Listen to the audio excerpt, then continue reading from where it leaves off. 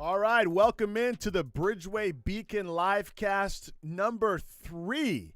I am your host, Sonny, and I am the Clinical Supervisor of Adolescent Services with Bridgeway Recovery Services.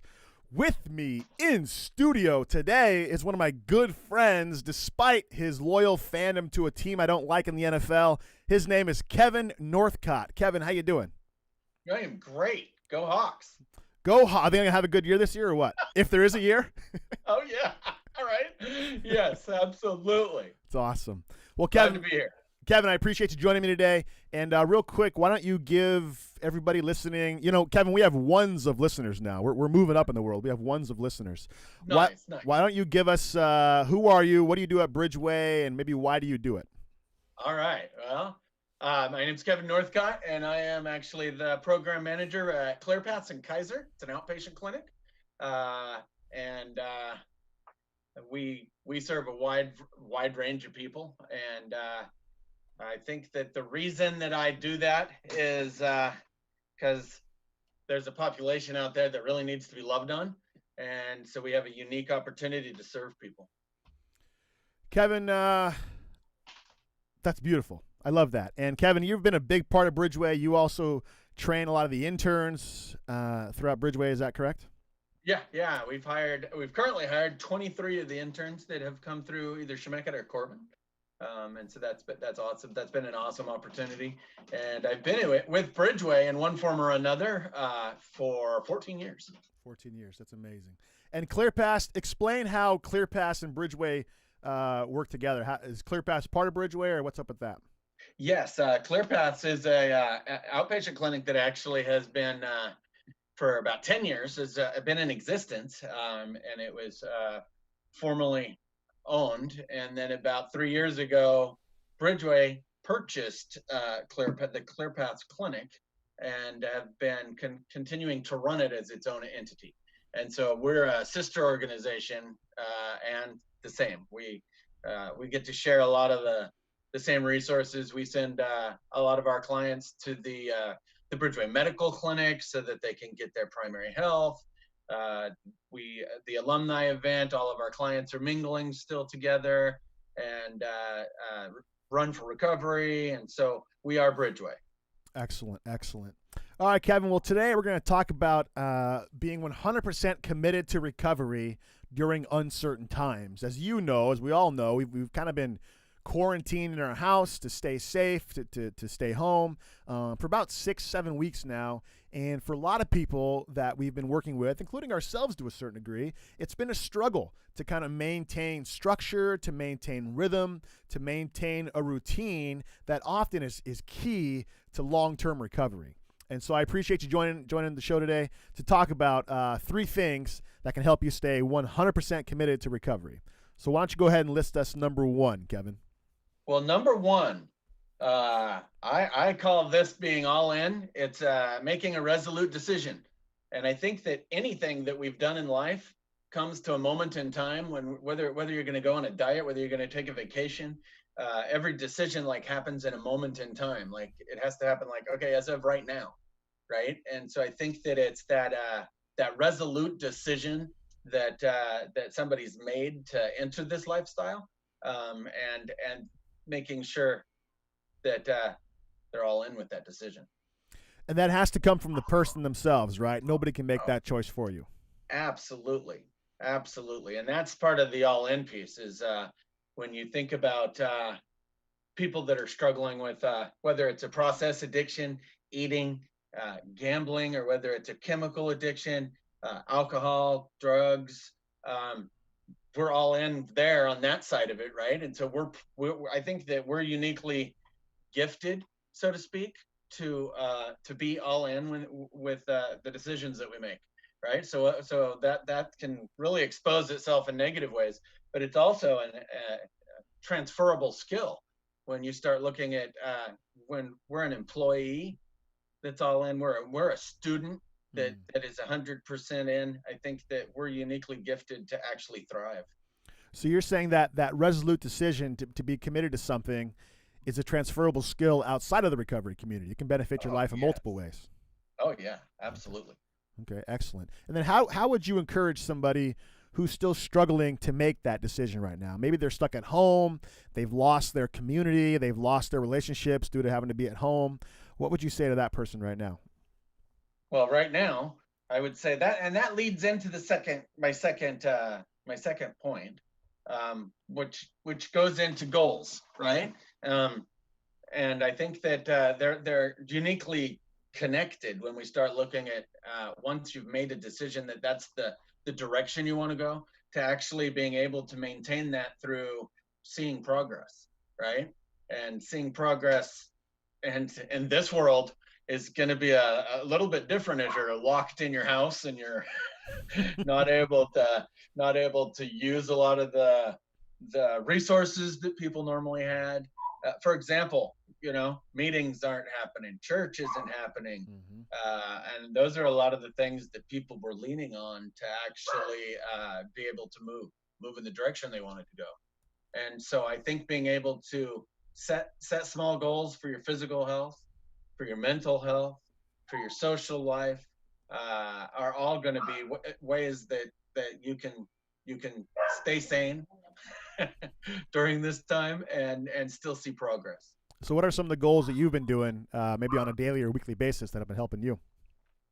Okay. So I've got a little library of books that I've read, and so trying to stay sharp with daily readings, and some of that's the Bible, some of that is recovery oriented, and some of that's just personal fun reading. And then staying on a routine where I get up every day, same time, go have a workout period, and then fade back into my day. So trying to keep it as regular as it can, and then making sure I look at a calendar so that I don't forget what day it is, because I felt a little bit like the movie The Groundhog Day, where Yes. every day is the same, and you get up and you do the same thing, and every day is the same. So the third thing, I've really been keeping track of a calendar just so that I know when the weekend starts. I think last week you called me and thought it was a Tuesday, but it was actually like a Wednesday or Thursday. So. Yep. So it comes down to to be committed, to be 100% all in, making that decision, and then having goals. And if I'm hearing you correctly, small goals are just as important as big goals, because you never get the big goal unless you hit all your small goals first, right? Yeah, if you can line up, I mean, in a perfect world, we line up our small goals to be in line with our big goals, to where we can celebrate all the time when we make these small achievements. Lost 5 pounds, great. That was a goal, right? Even though the ultimate goal might have been 45, having because it's kind of hard to stay motivated. If you're like 45, man, that's a lot of weight. I don't know if I can do that. But would you make it to 5? Celebrate, give yourself a present. And so I think those small goals actually build self-esteem, build motivation, build momentum towards actually reaching our long-term goals. That's excellent. I wholeheartedly agree. All right, so the last one, Kevin. So the first one is resolute decision. Second one is goals. What's the third key to maintaining 100% recovery in these uncertain times? Well, this is really uniquely built for this time, and that is it's support. No one's an island, right? And it might feel like that right now, but I think it's so important to involve people in your decisions, really to have the unbreakable chain, where you've got somebody that your work that's like mentoring you, right? Somebody that you're aspiring to kind of be like, and also having somebody on the other end that you're mentoring, right? I like to think of that as the unbreakable chain. But we're social beings, right? And so I think it's important to use your supports, right? Use your natural supports, so your family, right? We're not having meetings, but you can still reach out to the people that you were doing that with, right? We're not having church, but you can still be in contact on a regular basis with people, whether that's through Zoom meetings, or whether you're texting or FaceTiming or on the phone. But I think it's super important to use the supports we have. And right now that can be super hard. because we're alone together. They're Mm. saying, we're doing this social distancing, um, but we're still needing to be there for each other.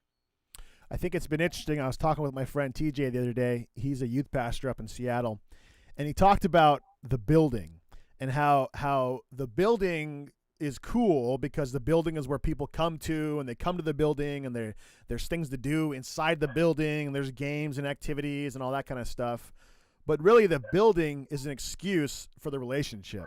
And Yeah. just because the building has gone away, so the building of Bridgeway we can't access right now, the building of ClearPass we can't access right now, but we can still access those relationships, which often, as Tim likes to say, it's the relationships that heal. And so just because the buildings have gone away, the relationships haven't gone away. And so what have you been doing to maintain those key relationships in your life that help support you in your recovery? Okay. Well, a lot of different things. I have elderly parents that I don't really want to be going to the grocery store too much. So once a week, I've actually been uh, going out there and making sure that I get whatever it is that they need to survive on a weekly basis. And about every third day, we go and they're in their garage and we're in the front yard. So it's keeping our distance, but making sure that we're still connecting. I've done some FaceTime and some Zoom with people that are important to me. Still doing a meeting every other week with my home group. So we're still meeting virtually. Mm-hmm. And we're also doing our virtual sermon. And I'm here with my daughter, my wife, and so we're driving, right? And so it's interesting when the where you leave from is also your destination because you never get out of the vehicle. Yes.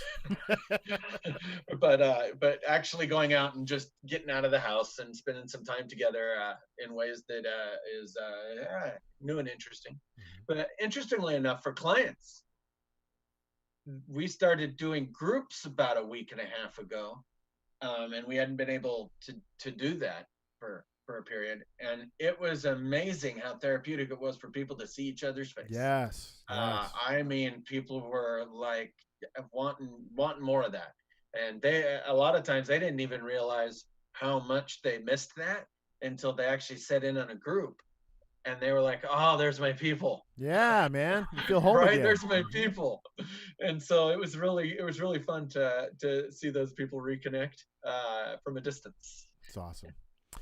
All right, Kevin, we're going to be wrapping up here in a second. The three things, again, that you alluded to help stay 100% committed during these uncertain times is a resolute decision, be all in, be 100% committed to your choices, set small goals as well as weekly goals and large long-term goals, daily goals, stuff like that. And then support. Just because the buildings are removed doesn't mean the support is removed. And so reach out to people via Zoom, phone call, other video platforms, play some games together online. There's lots of things to do. And Kevin, lastly, because you are such a centerpiece here at Bridgeway in the client community and stuff like that, what would you say to your clients right now that maybe are watching this video? Maybe a word of encouragement for them. All right. Yeah, really hard times right now for a lot of folks.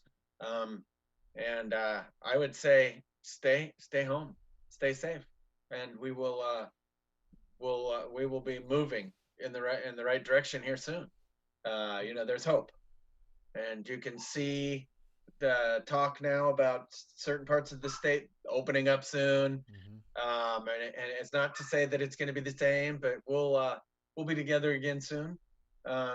Stuff's going to start opening back up, and that we're going to have new and unique tools that we can use, right, as individuals. It's true.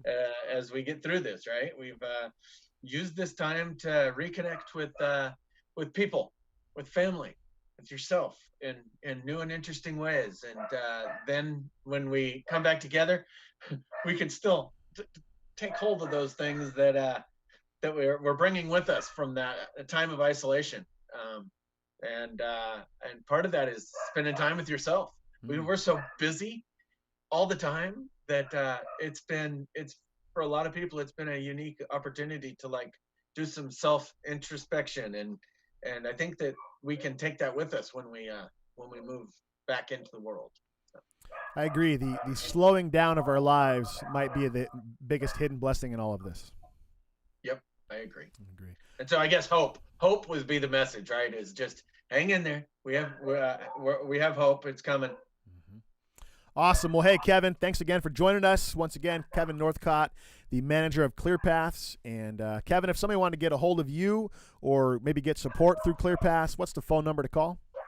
It is 503-304-7002 is the office number. And from there, you can be transferred to get your needs met. Awesome. Well, hey, thanks, Kevin, for joining us. And thank you, everybody, for listening.